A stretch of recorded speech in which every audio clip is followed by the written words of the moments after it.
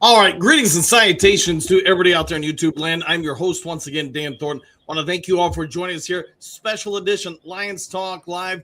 We've got some news that hit us. Hutch Jr., what would you say? Maybe like a half hour ago, 45 minutes ago, somewhere in that range. We've got different reports coming through that from a couple different people we know over in Detroit-based media. Let's walk through this. Hutch Jr., I'll give you the facts. Everybody listening, just listen in. We'll walk through it.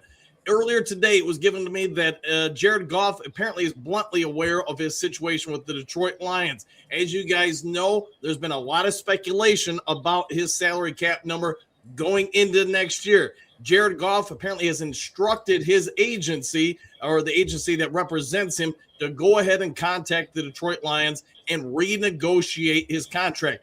Ryan Tollner of Prep One Sports is his agent, lead agent since LA. And yes, they have set up a meeting, from what I'm being told, middle of February. Why do you ask middle of February? Well, guess what happens early part of February? Yes, the Super Bowl. Also pay attention to what happens roughly 2 weeks after the middle of February, and that is the start of free agency. Let's go through the details. As much is being speculated, and right now I do want to emphasize this is speculation about the details. But from what I'm getting, Goff initiated the contract or the request to renegotiate his contract. What I'm also being told is here's Jared Goff's representation's take on things. 2026, he's got a contract. 27, he's got a contract. But 2028 is an option year controlled by the Detroit Lions. Goff is going to ask for a reduced contract or base contract number that he controls the 2028 season. And the Lions, because of the no renegotiating for the first 3 years of the deal, he's going to get a 2029 season. Probably controllable that year by the Lions so they can void the contract and move on if they need to after 2028. This is all going to have to wait and see where it's going to go. But from what is being considered right now from different people, sounds like the Jared Goff and the Detroit Lions will probably work out about a $20 million reduction next season. 2027, that would be about a $15 million reduction. But what Goff wants him, like I said, in return for this, 2028, he would control that option, or his agency would control it. And that money may just all be maybe 100% guaranteed to Goff at that point. We're going to want to pay attention to it. I've tried to give you as much of the information in a compressed amount of time. Hutch Jr., you hear this? What are your thoughts? No, I mean, I think you hit it spot on. I think they know that this has to be done. I expect all three of the big ones that we signed the same year right before the draft was in Detroit to have a restructure. I think Panay is going to do a restructure. I would expect Amon-Ra to do a restructure. And if all three of these get done, I was looking at some cap numbers. It would free up about $118 million of cap that we could use this year. And that's huge. I mean, yeah, sure, we didn't have the season we want, and everyone knows that was because of the O-line. I fully, even as bad as people want to blame Goff as his team, you're only as good as your O-line. When your run game can't get going, Goff has no time to throw. There's a plethora of other things that have happened to this team down the road. But the number one problem was our O-line. Our O-line was just not as good. I think anybody can say that our O-line was probably the worst going into after the bye. It was terrible. It was disgusting to watch. So for Goff to do this and get this out early is huge news. Just because, like you mentioned, I mean, free agency is 2 weeks after the middle of February. Right. So and there's some names out there that I would like to have. Number one would be Linderbaum from the Ravens. I don't care what you have to pay that guy. I don't care if you back up the Brinks truck and you pay that guy millions and millions of dollars. You bring him in, that's an all-pro center. You basically is what you need. You can keep Tate right where he was. And, who knows what happens with Decker and these guys. I mean, Decker might stick around one more year just to give us that, hey, liability, you know what, I'll stick around one more while you develop a guy. But after so long, you kind of have to do these deals to stay relevant, and right. Goff getting ahead of this is huge. Well, to your point, I know you kind of already lightly talked about it. Let's play this out if we can. We understand Jared Goff. He didn't have a bad year by any stretch of the imagination. We also know that earlier today he was asked if Frank Ragnow was going to come back, and according to Jared Goff, he did state from his understanding, he didn't think that was in the cards. Now, with that also being said, when Jared Goff's had an outstanding offensive line, the running game's been strong, he's been one of the better quarterbacks in the league. I think everybody, whether you're a Goff hater or not, would at least say, some kind words about him. Jared Goff, looking forward, though, you think he's doing this, A, to show leadership, or B, to just watch his own behind, because he understands if he doesn't have an offensive line in front of him, maybe he forces the Lions to move off him sooner versus later. No, I don't think Goff's job's in jeopardy at all. I mean, Dan Campbell in 97.1 today said, look, this is our quarterback. This is what we got to do. I think Dan Campbell's comments at the end of the game against Minnesota is kind of what maybe people need to look at. I think he basically said, like, look, I don't give a shit whose job it is, but everyone's job's on the line. I don't care if you're a coach. I don't care if you're a player. And then obviously Jared Goff is our quarterback. People do want to sit here and blame Goff. I get it, whatever. Yes, he wasn't great in the Minnesota game.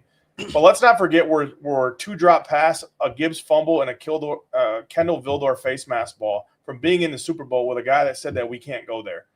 You protect Goff. Arguably had a worse O-line this year than he's had the last 2 years he's been here, 3 years he's been here, and he had better numbers. So each year that we've had him, he's gotten progressively better. He's not even done. I mean, he's probably going to throw for – I forgot what he's at 32 touchdowns or 33 touchdowns. So he's probably going to end the season with 37. Yeah, 33, 34, whatever he throws against Chicago. Probably 4,500 yards. I mean, realistically, if that's an MVP season, I mean, go look at Matt Stafford's numbers. He's on par with Matt Stafford this year. The only difference is they're in the playoffs and we're not. Goff's not the problem. I agree, man. It's, I think Dan Campbell kind of put it in that presser. And to be honest, this is a big year for Brad Holmes. I mean, there's going to be some questions asked about Brad Holmes if he does not do, A, the draft, he hits on these pieces, and B, if he does not address needs in free agency. Free agency, I would love for them to go after a center in the free agency, fill it there, and then, hit on the draft. I mean, if you're talking we're a 12 to 15 pick, this draft is loaded with offensive linemen that can get us where we need to be. I mean, if you have good old linemen this year, who knows where we're at? But that's not the case, and we're playing what ifs. But right.